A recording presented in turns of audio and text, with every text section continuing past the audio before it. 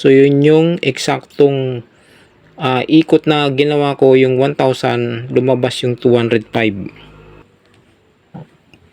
Itong pagkakayas natin dito para makuha natin yung eksaktong data o yung resistance, isang beses nyo lang yung gagawin kasi nakuha nyo na.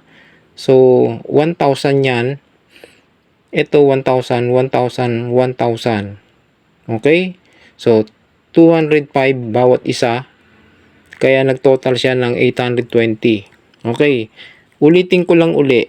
Yung mga nagdaan na pagre-rewind natin, katulad ng Orbit, yung 3-speed ng old Panasonic, binabanggit ko dyan, pati yung sa washing natin, na wag yung data ko yung kunin nyo. Data ko yan eh. Hindi yan ang pinapagawa ko sa inyo. Ang tinuturo ko sa inyo dito, kung paano siya ipoproseso. Paulit-ulit ko yan sinasabi.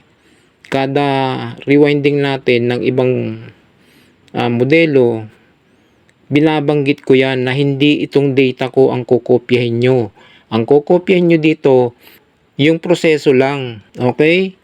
Kasi kung kukunin nyo yung data ko, hindi naman tayo parehas ng ikutan. Hindi rin tayo parehas ng bakal.